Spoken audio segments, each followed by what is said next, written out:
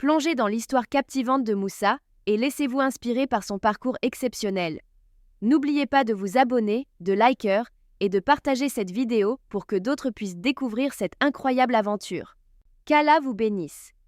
Il y a très longtemps, en Égypte, vivait un tyran cruel nommé Pharaon, qui réduisait en esclavage les enfants d'Israël. Allah, dans sa sagesse infinie, décida d'envoyer un messager pour les libérer de cette oppression. Ce messager fut Moussa, Moïse. À sa naissance, Moussa fut placé par sa mère dans un panier sur le Nil pour le protéger de la persécution du Pharaon. Par la volonté d'Allah, le panier dériva jusqu'au palais de Pharaon, où il fut recueilli par la femme du roi. Elle l'éleva comme son propre fils, ignorant sa véritable origine. En grandissant, Moussa ressentait de plus en plus l'injustice infligée à son peuple.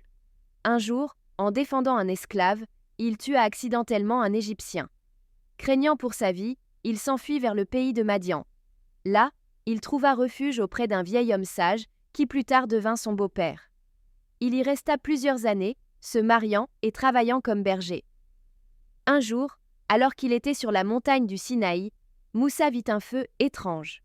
En s'approchant, il entendit la voix d'Allah, qui lui confia la mission de retourner en Égypte pour libérer son peuple.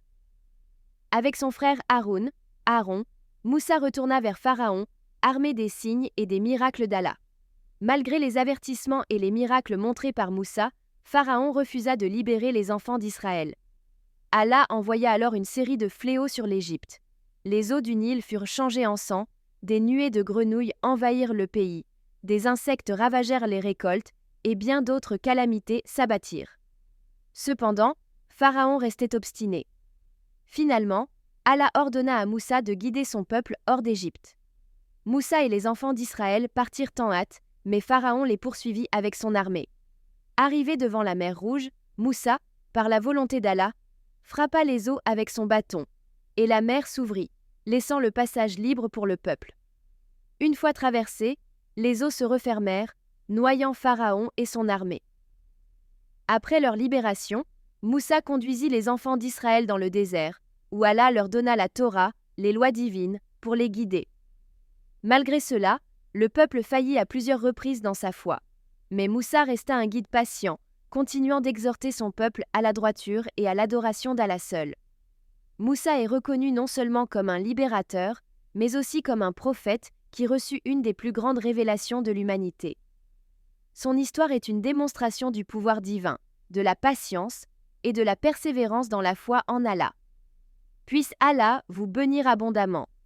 Merci d'avoir suivi cette vidéo.